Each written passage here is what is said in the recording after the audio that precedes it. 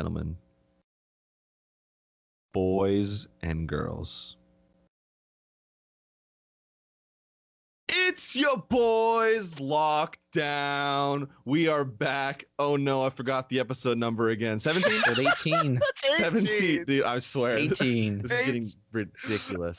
I mean, I guess I'm not really concerned. We're getting up there. Numbers. We're getting up there. We're almost at 20. Ooh, we got to do something big for 20.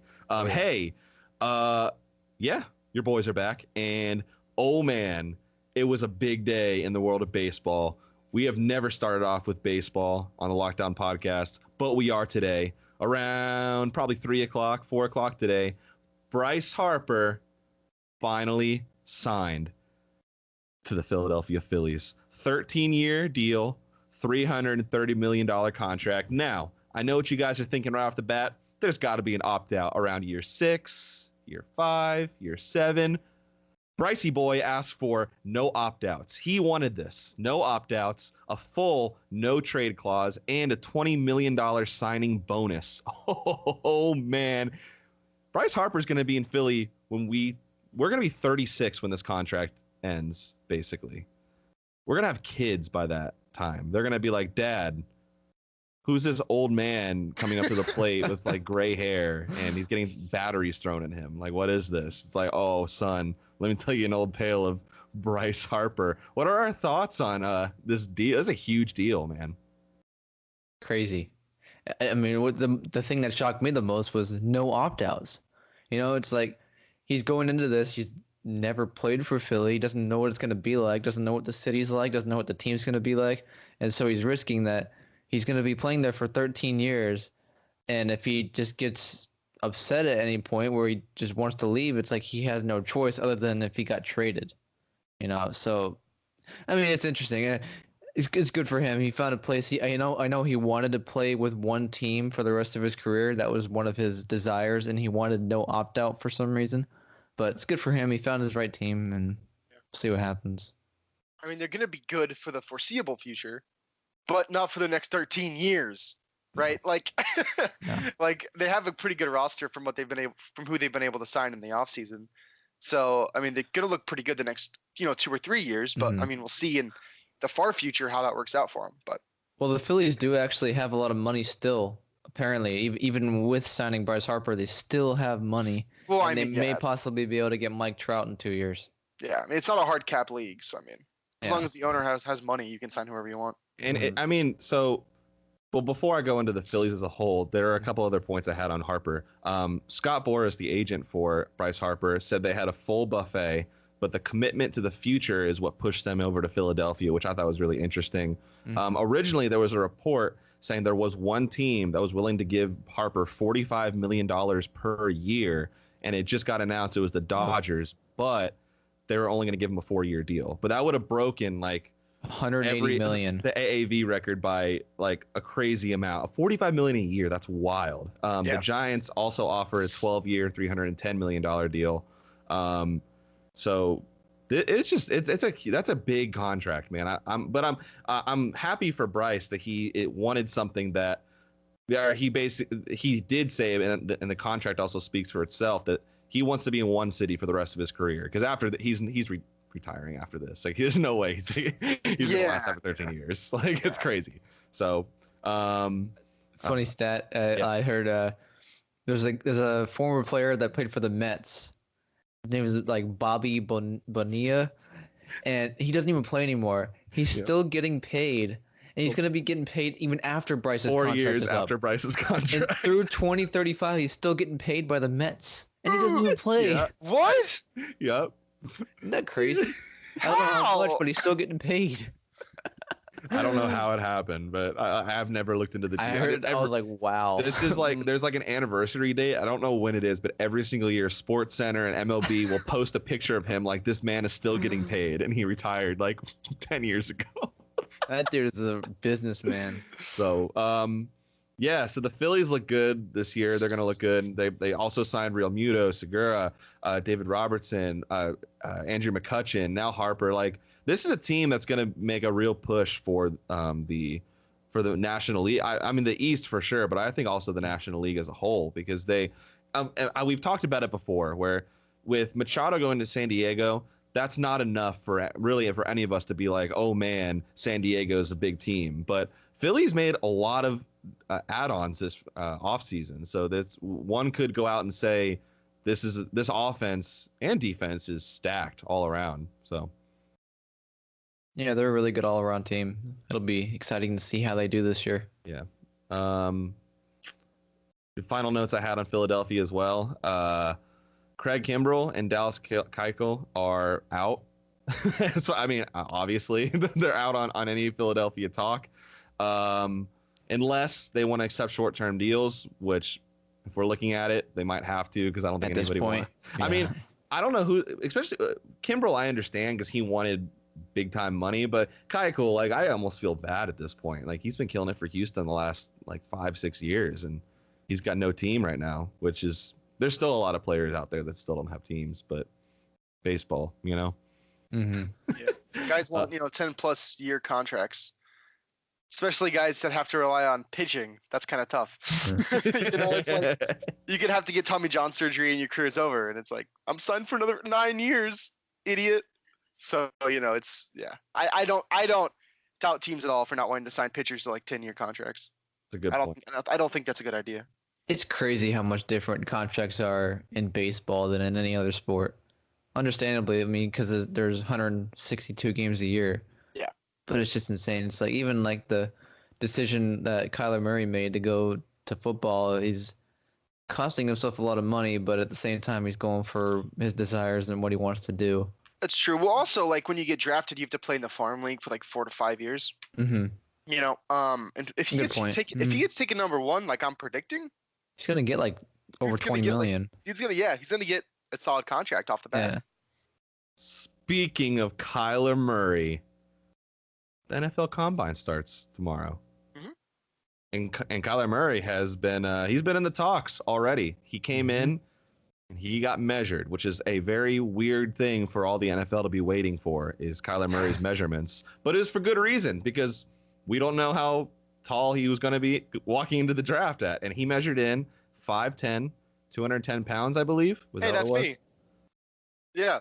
Nice. Yeah, 5'10". And we got the white Kyler Murray in the house. got the fat Kyler Murray in the house. Let's get it. No, Matt, why are you not at the combine, bro? Come on. Yes, and if you look at the some pages on Instagram compared him with Russell Wilson, and it's pretty similar, like maybe a couple inches and pounds, give or take here and there. But Kyler, I don't think he's in as bad shape as people think he's going to be in. Like, Russell Wilson, he has his struggles here and there, but I mean, Matt made the pick a couple weeks ago that Arizona is going to be taking him number 1 in the NFL draft. By the looks of it, I'll hand it over to Matt to talk a little bit about that, because Kyler's in the talks again. What about Josh Rosen deleting all of his Instagram pictures of the Arizona Cardinals? The petty wars Listen, have begun. I don't know if he's like throwing shade at the organization, or if maybe he heard something from an agent. I don't know what's going on right now. I think it's really funny. I don't think that's the thing you want to do, though. I think if you're Josh Rosen, you wouldn't double down. You want to be like, this is my team. This is my franchise. I feel like that's what you should do. And then if they trade you, then you can kind of be like, you can kind of label them as the bad guys. Now it just kind of looks like you're being petty. How funny would it be if Arizona picks Nick Bosa to start off the draft, and then everyone's like, oh no, oh Josh. I mean, it's not going to happen, but I think they're going to get Kyler. I hope they do. They might get Nick Bosa. I don't know. We'll see. He's going to be good. But like, that's the thing. Oh, yeah. A lot of with Chandler Jones. Ooh. Yeah. Oh, that too. Yeah. There's been a couple GMs, the Chiefs being one of them, that have gone out and said that they're very impressed with Kyler. He did some practice throwing. So he did some practice throwing today, but I don't know how true this is or if it's really happened, but he said that he's not doing drills at the combine. Was that true? Right, yeah. Huh. So, I mean, so what he just kind of does it like his vitals and that's it? Most likely he'll do like measurements and interviews with the teams, because every team has 15-minute interviews with players. I don't remember how many that they're limited to, but I'm sure he's more on the measurement and the personal side of things. Okay. A part of the combine. Yeah. Well, that's fair. Nice. So yeah, we'll be excited as this. We're entering draft season, boys, and I can't wait. March Madness is coming up pretty soon. Oh, we're gonna have a lot to talk about that. Oh yeah, we Yep. are. Tomorrow's March, boys. Oh, I I'm can't really wait for that. excited. We're gonna Yeah. we're gonna be talking a lot about that on lockdown over the next Oh. couple weeks. I Oh, don't know if we talked about this before. Did we talk about Zion? Sitting We down, did. sit- Last week we No, talked about we him. Mhm. Okay, gotcha. wait, Yeah, I don't know. Is he sitting out? No, did we talk about if he should sit out? Oh or yeah, not? yeah, we did last did. week. We did. Yes. Okay, gotcha. Well, Yeah, I I think it's mean- interesting. he should rest though. Like while we're on the topic, I think he definitely should take this time right now to rest because they're gonna. Well, Oh, as yeah. we've seen with Duke, they're gonna need him like in Yeah. March. Yeah, they're gonna need him during the tournament. So I still think Duke will go far, but that'll be good. Yeah. I don't know how to segue into this. Hey, Jason Witten's back. Yeah, I'm not just screwing around right now. Jason Witten is back. He came out of retirement today, and Dallas signed. I don't know. Dallas got him on a 1 year. They brought him out of retirement. He was still Yeah. on contract with them. 1 year. Oh yeah, Was 1 he year. really? Yeah. Wow. He still had his deal going on, and then he retired, which Uh-huh. means that the Cowboys didn't have to pay him his deal. But for him to come back, the Cowboys would have had to either cut him or basically just like re-accept his contract. So that's what they did. Oh. So that's I why know he's getting $5 million right now. That's I why think just for the year. That's why he was immediately just like with the Cowboys because nice. that's how it had to go if he came back to the league. Nice. Yeah. So I mean, they need it. Like they really needed the big man help. They had a tight end start breaking out at the end of last year, Oh, that's right. which Blake Jarwin. yeah, Blake Yeah. Jarwin's been playing really well. I was excited to see how he was going to do as like the real number one tight end. So I don't know. I think this might hurt his growth. Well, now he's able to learn from Witten for a year yeah, and it's true. develop under him. And this- Witten can be a coach too. I mean, That's true. I mean, Witten obviously can't be an announcer because he sucks. So it like, was bad, and he destroyed the Pro Bowl trophy. So never again. never again. never again. Nope. So But he's not even going to be in shape. Like, I don't know, man. Maybe he'll be like a Kellen Moore thing. Well, he just like he'll be a player, but he'll just like be a coach. it's fair. Apparently, he's already in decent shape. So I mean, I'm sure he kept himself working out. But I mean, decent shape is different than football shape. sure. right, Honestly, yeah. we'll see how he can adjust to that. But Yeah. yeah, Kellen Moore isn't he their offensive coordinator? He's your So offensive coordinator. he's gonna he's gonna be coaching Jason Witten. That's just, That's gonna be weird. that's I don't Oh. know. should be the That- other that- way around. that- Did you see Randy Gregory got suspended indefinitely? Oh really? Doesn't I'm real- catch me by surprise. I'm real upset about it. Oh Randy. Oh, Randy. It finally looked like he turned his career around after so much BS when he was coming out of college. It was like finally, and he's out of the NFL. God. Idiot. Man. Idiot.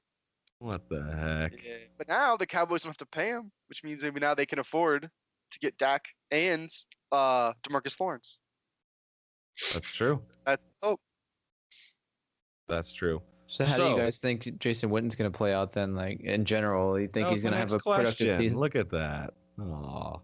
See, I just know. Yeah.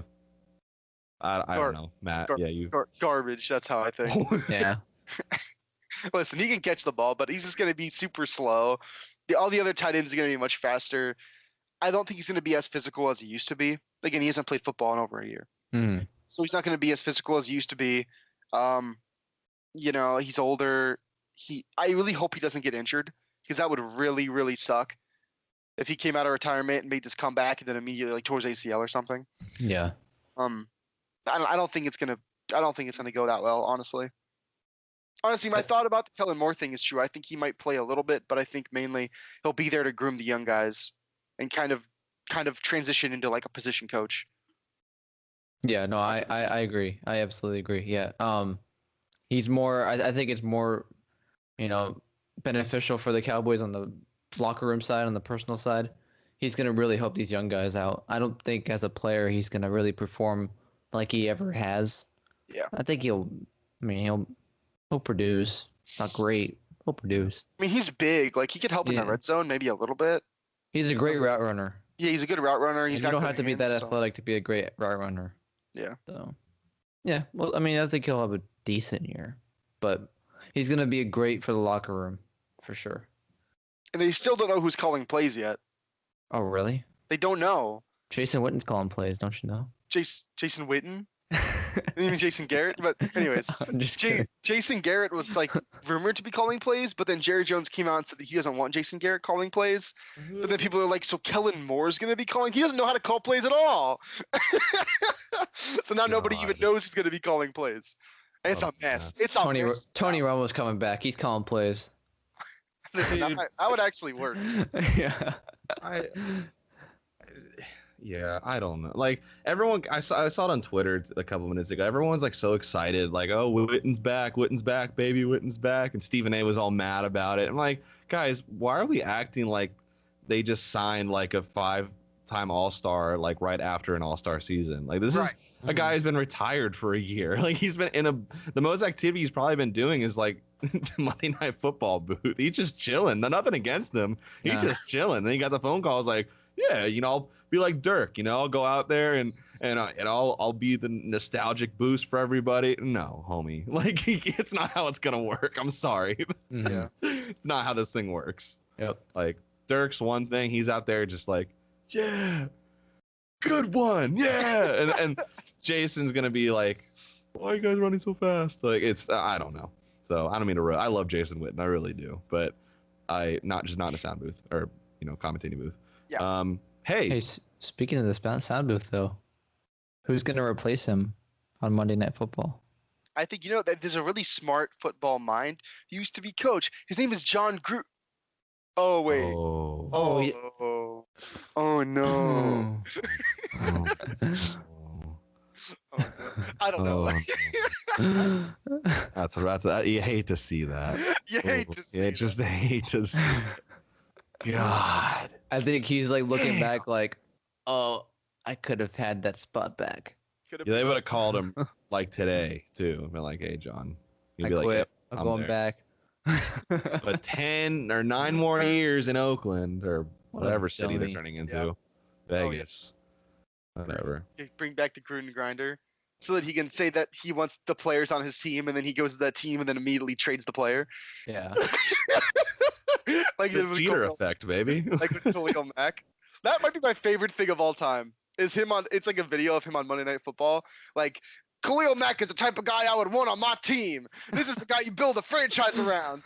And then it cuts immediately to him trading Khalil Mack. And it's like, oh my gosh. You honestly hate to see it. So hey, I ran another poll today. We're gonna end with this topic. Maybe we'll go on a little bit more. I don't know. I ran another poll today though.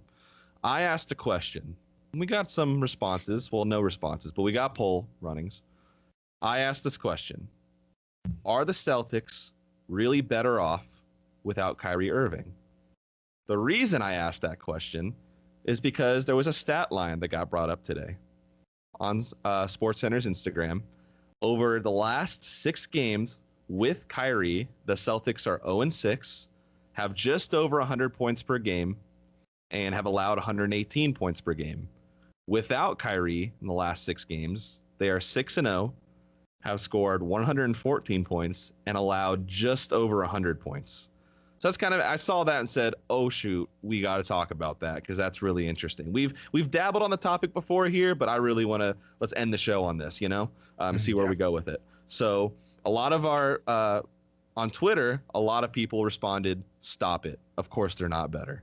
Instagram was 50-50. I thought that was really interesting. Facebook was 100%. Yes, the Celtics are better off without Kyrie Irving. One of those votes was mine. So what are our thoughts? Are the Celtics better off? I'm not going to say benching because of course they're not going to bench Kyrie. But No. if we're looking into the future, are they better off without Kyrie Irving? Okay. Let's approach this from 2 angles: a Okay. defensive angle and an offensive angle, because it's a very big difference here. Defensively, the Celtics are worse with Kyrie on the floor, even in big games, even in playoff moments. Kyrie Irving is not a good defender. I'm not going to sit here and say Terry Rozier is like this amazing defender, but he's scrappy, he hustles, and he'll play hard, and he'll harass the ball handlers. Kyrie just kind of chills. And he's just like, listen, man, I put up like 30 and 12, 30 and 14. I'm not gonna try on defense. Kind of like LeBron's doing right now. And even when we come to the playoffs, he still kind of does that same thing. Yeah. So defensively, and you could tell by the stats that Zach just gave, defensively, they're a much better team without Kyrie. Now, offensively is where the real debate comes in. Because when we get to the playoffs, common knowledge dictates that you need a guy like Kyrie, a closer who can hit big shots. They say that you have to have this, forgetting that the Detroit Pistons almost went back-to-back championships without one of those guys. But yeah, it's whatever. But okay, I got a stat. I got a cool stat here. Uh-oh.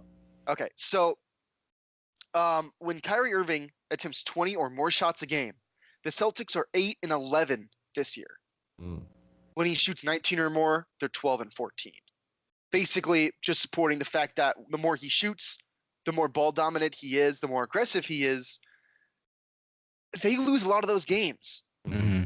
Maybe it's because the ball isn't finding Jason Tatum enough. Maybe it's because the ball just isn't moving in general. Al Horford's not getting open looks. Other guys aren't, finishing opportunities. But at the end of the day, I think when playoff time happens, I think the team is better off with Kyrie. I really do. Yeah. I think you get to that fourth quarter, it's a close game. Kyrie hits that step back in a dude's face for the three to take the lead. He does that stuff all the time in big games. And I think he will help them in the playoffs. Mm-hmm. Now, maybe if you go into a season without Kyrie and you build this entire big system around Tatum and Hayward and Brown and all these guys, maybe when you get to that point, maybe they'll be a little bit better. But I don't know. I think they're better off not signing him this offseason, to be honest. Mm-hmm. Continuing to develop their players they have, maybe add one or two more role guys. Yeah.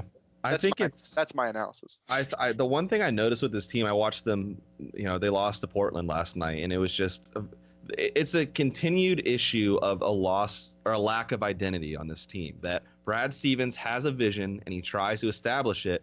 And I'm not saying Kyrie is disrupting it, but he's not helping it. And I'm not going to put all the blame on Kyrie. Like watching this game, Kyrie took a lot of shots last night. And when he does that, it forces guys like Gordon Hayward and Tatum and Brown and Smart. They get like in a few drives, they get maybe 2 or 3 attempts to hit a shot. And if they miss it, that's one of few they're going to get for the half or for the game, because Kyrie's taking so many shots. So you're putting so much of a pressure on the rest of the team that you have to be perfect when Kyrie, when he gets you that ball, you better make it.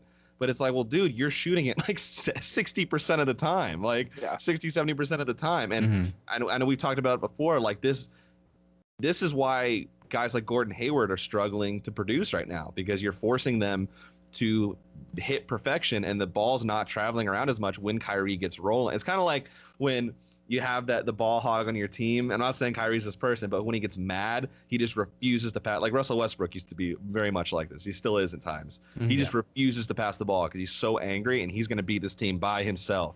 It's kind of, and if you watch Kyrie on the bench, he's getting to that point where he just looks at his teammates like, what are you guys doing? And they're like, what are we doing? What are you doing? Like, the Celtics are a mess right now. Like I am so upset at this team as a whole, as a unit right now, because they don't look like a unit right now. Like there's just so much chaos. And yeah, I do expect them to start getting better towards the end of the season into the playoffs. Like my hope for a finals run is starting to diminish. It's getting to that point where I'm like, maybe I should just start getting to the point where I'm like, you know what? There's always next year, because like it's getting rough, guys. Like Chris, what are your thoughts on this? I mean, I have the same thoughts as you guys, and it's this year they got to roll with him. I mean, they're not going to bench him, of course, and he's going to be a factor come playoff time, that they have a closer that they can go to. But moving forward from this season, I do think that they should move on from him. They have enough money, they have enough draft picks to be able to build around. They also have a lot of young talent. As right now, Jason Tatum is on the rise. He's going to be maybe even a superstar sometime. But in general, Kyrie has this alpha dog mentality in a way where he just wants the ball. He's like a James Harden where he wants the ball all the time. And, the Celtics are a team that you know, they have so many good players. They need to share the ball more. You know, everybody needs a chance to score. It's like they're not playing team basketball when he's on the floor. You know, and Yeah. when he's off the floor, they seem like they mesh a lot better. Like they're more of a team. They're more cohesive. And I don't know what life is like in the locker room right now with Kyrie. Yeah, you know, I can't I just imagine. don't know. I can't imagine what it's like. It can't be Yeah. good. Yeah. You know, and it's, I don't know. Brad Stevens is a good coach too. You know, I would think the chemistry would be a lot better with him. So Well, and it's interesting because Marcus Smart made a comment. I couldn't tell you what it was exactly. Maybe you guys remember it, but he made a comment about the team that it's very similar to Marcus Morris's comment earlier that they're not having fun anymore. They're That not playing together. They're It not was playing like, together. They're not playing together. And Kyrie Exactly. came out and said that was just His opinion. that was just his opinion. Yep. It's like, my guy, Marcus Smart was probably 10 feet away from you when you said that. Like, he had to be on the other side getting a very similar interview. Like, that, I heard that and I'm like, you know what? I'm in support of the West Wing over here. Mhm. Kyrie, you're not making this easy for this team right now. Like, and there's a really funny picture from, I think it was the 2016 playoffs or 20 mhm. when Kyrie and LeBron are both making that playoff run. And LeBron was looking at Kyrie on the bench. He was just like giving him a mean mug, just staring at him. And Kyrie was off looking at the ground. Last night or 2 nights ago, Kyrie was looking at, I think it was Jaylen Brown or Jason Tatum, one of the two. Same exact facial expression that LeBron made. And it's like the Dark Knight, where it's like either die hero or live long enough to become that villain. It's like, Mhm. come on, like I'm not, maybe that's a little dramatic, but at the same time, it's like I'm not liking what I see in Kyrie Irving right now. Yeah. He's becoming everything we didn't want to happen when we signed Yeah. him to this team. You know, like it's almost like we were just saying, like when you take Kyrie out, I don't care who you put at the point, Smart, Rozier, that's a unit on that court. It's like a scrappy Right. unit that's gonna fight for those wins. When Kyrie's out there, it's like we're gonna win. All right, Kyrie, how are we gonna win? We're gonna win. That's what he's been saying recently. It's like, I still expect us to make a good playoff push. All right, how? We're going to make a good playoff push. Like, all right, you know what? I got to see it to believe it. Like, that's where I'm at with his team right now. And when I watch the Celtics on the floor with Kyrie, it's like he doesn't put hardly as much effort into the game as anybody else out there. You see Marcus Smart going after the ball all the time. You see, you know, Terry Rozier is going after it. They're all playing so hard, and Kyrie's just like, he's like lackadaisical, and he's he's not the leader that we thought he could be. Yeah. He has to save his energy for when he plays ISO ball in 28 possessions in a row. Yeah. That's why he doesn't have any good effort. But you made a great point about James Harden. I want to go back to about the way that the Rockets operate. Well, the thing about the Rockets is their second best player is Chris Paul. And he's a veteran who maybe isn't a spot-up shooter, but he can adjust to the way James Harden plays. And they have guys like Eric Gordon, who's a really good spot-up three-point shooter. They have Gerald Green. They have Austin Rivers. They have guys who can spot up and shoot. The problem with the Celtics is that they have a lineup full of guys who need the ball in their hands. And I know this has kind of been a thing we've said forever, and it's apparent when Kyrie's on the floor. We're like, Al Horford is probably their best spot-up shooter, him and Marcus Smart, excuse me. Yeah. Marcus Smart has been killing it this year. Like, he's really impressed me for how good he's shooting the three ball. And then Al Horford. But, like, Jason Tatum, great. Not a spot-up three-point shooter. Gordon Hayward, great. Not a spot-up three-point shooter. Jaylen Brown, great. More of a slasher. More of like a slashing playmaker. These guys don't mesh with what Kyrie wants to do. You know, and at the end of the day, you need like the way the Bucks have built it around Giannis, where you have Giannis and you have four guys around who can all shoot, and they spread the floor for Giannis, and then he can dominate the paint. Perfect chemistry. You have Toronto, who's super deep, who can either go with Siakam or Gasol, or can go Ibaka and Gasol, and can really dominate you inside the paint. All these guys have the identities, like Zach said earlier. The Celtics just don't have an identity. They have guys who want to get the ball and they want to go ISO and they want a Mamba mentality, fade away, jump shot the ball. And it's like they're not that kind of team. You're not gonna win that way. Like that's not the kind of coach Brad Stevens is. That's not the scheme you have, and they're not gonna beat any of the elite teams in the East playing that way. All their better players on their team too, like Al Horford and Gordon Hayward, and they're not the players that they used to be when Kyrie's on there. That's also true. Yeah. Like if if Kyrie wasn't on the floor with them, I'm sure that they would be. I mean, Gordon Hayward's coming off that nasty injury, Yeah. but even so, it's like they probably would be much better if Kyrie would mesh better with the team. I mean, their games where like Horford looks so good. Yeah. It's like he's getting looks and he's playing amazing defense and he's He's spreading still the an ball all-star around. player. And it's like, oh my gosh, where is he all the other days? Yeah. But I mean, it's because they're just not getting him involved. Yep. Yeah. I mean, and I maybe I think this is almost the swan song of Boston sports that we talk about this and there's so much demise, but there's still 37-25. There's still 6 games ahead of the bottom half of the East. Like so, yeah. They're in the grand scheme of things, these are almost good issues to have where it's time to start addressing this now. And you got to know Brad Stevens has been watching this. You got to know that's why he's been flipping out on the referees and why he's been flipping out on his team, because it's getting to the point. It's like change has got to happen. So this now, with that being said, their second half of the schedule is not looking too good. It's it's a rough one, boys. It's a doozy. Yeah. So we've got tomorrow, Friday, March 1st, tomorrow night, we've got Washington. Okay. Sunday, Houston. Tuesday, Golden State. Wednesday, Sacramento. Saturday, the Lakers. And Monday, the Clippers. Then back to Sacramento. Then we got like Denver. We've got San Antonio. A lot of West teams. Miami in a back-to-back. It's not an easy schedule. That's what I'm trying to say here. There's a lot of good, like, bottom half of the East teams, like, that are right there looking to beat a team like Boston to say we are competitors in the East. So to flip it back over, I am terrified for the second half of the season. Well, looking at their current position in the playoff standing, they're actually in a really good position right now. Yeah. Philadelphia is probably going to pass Indiana up for the 3 seed, which means Boston's first matchup is most likely going to be Boston versus Indiana, of course, without Victor Oladipo, and that should be a win. Yeah. You know, Indiana's looking really good right now, though. I mean, without Oladipo. they're playing well. I'll give them. I mean, they're playing very well, but I don't think better than expected. They are, but they're only 1 game ahead of Philly, and I don't think they're going to be able to keep that up over the rest of the year. Yeah. And then after Boston plays that series, they probably have to play Milwaukee, which will be bad. But at least, But I think the reason why everyone talks about it, Zach, is because last year without Kyrie, they got to the conference finals. So it's not even so much about Boston as it is just about Kyrie, about like maybe Kyrie doesn't actually help you become a better team. Like, remember when Kyrie, this is of course going back to when Kyrie was a young player, so he's changed. But even when he was a young guy, those Cavaliers teams were horrible. Like, it'd be like Kyrie went off for 45 points, and it's like, yeah, but they lost by like 23 though. Yeah, that's fair. And then he only ever became an efficient player when he was with LeBron. And then immediately now after LeBron, it's like, is this team better without Kyrie? So I think the reason why people talk about Boston so much is just because people don't really know for sure whether Kyrie is an elite player. Like, you can put up stats and numbers, and that's cool.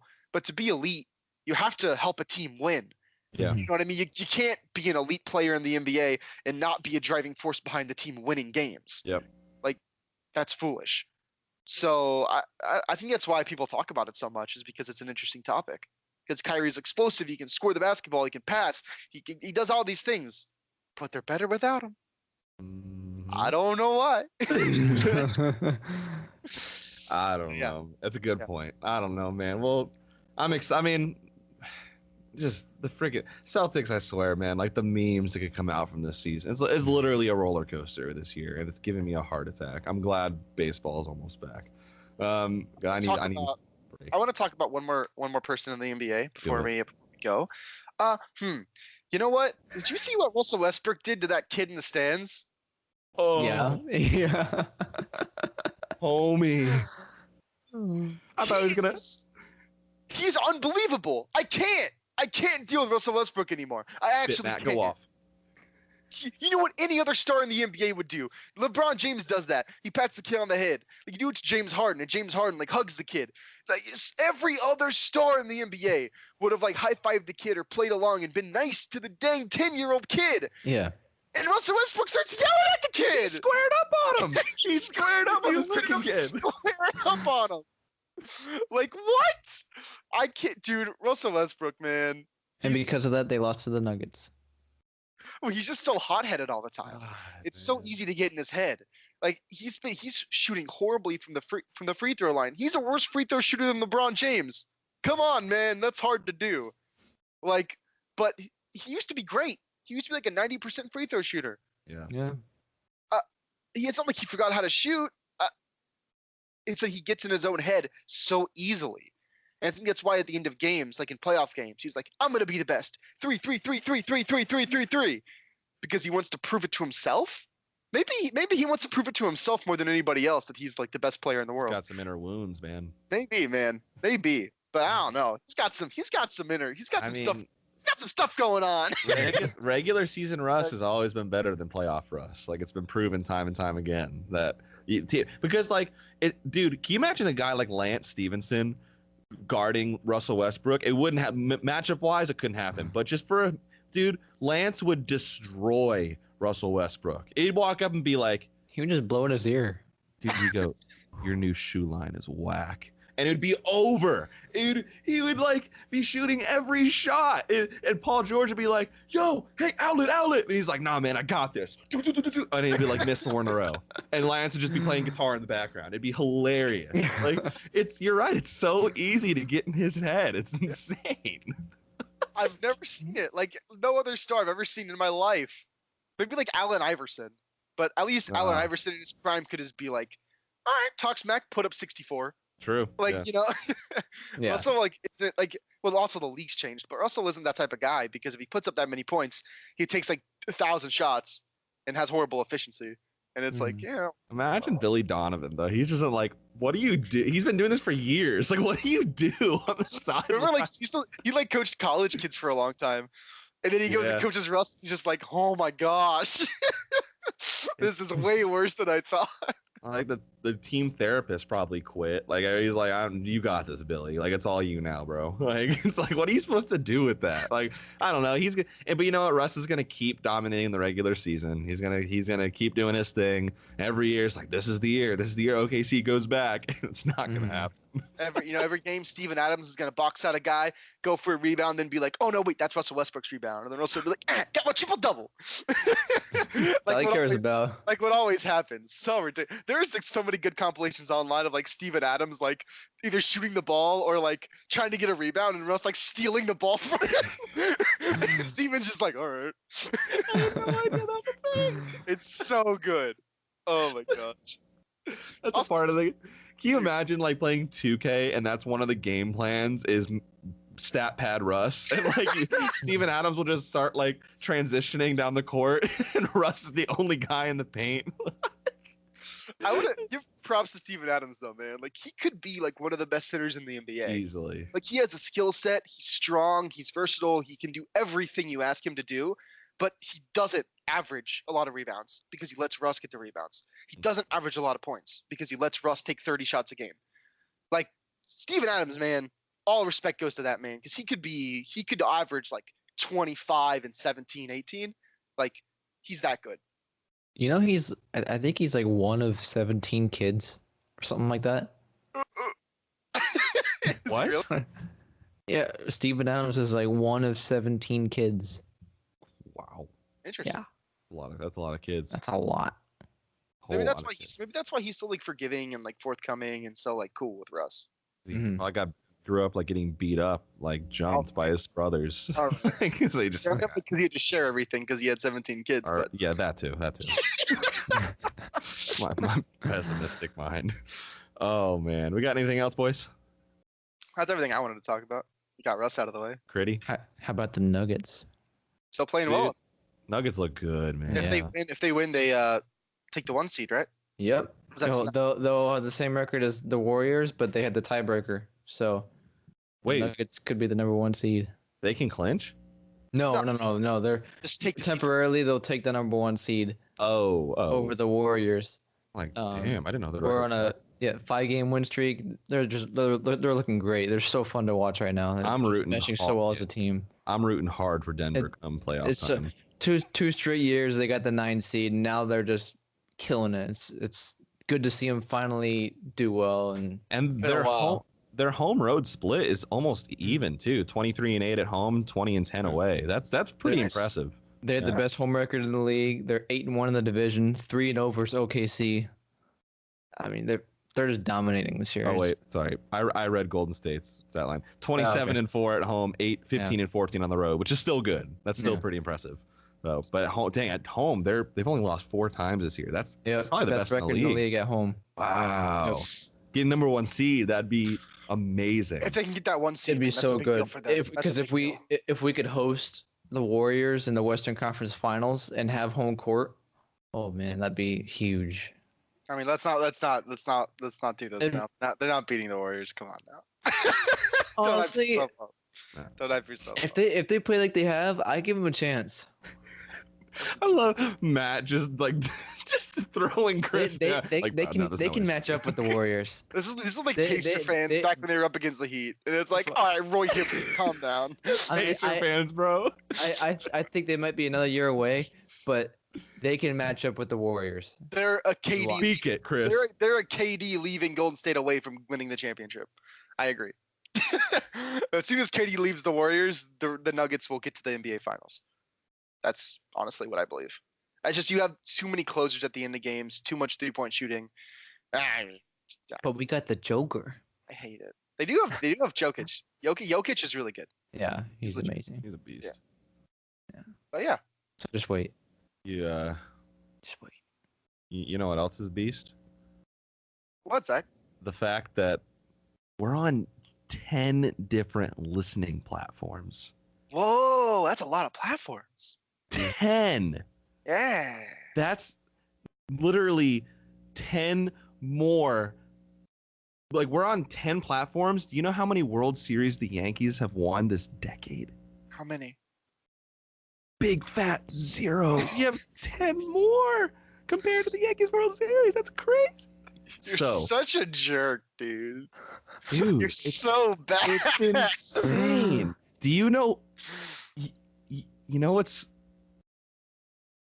We are on Anchor, Apple Podcasts, Google Podcasts, Spotify, Breaker, Castbox, Overcast, Pocket Cast, Radio Public, and Stitcher. Bye, guys. Bye, guys.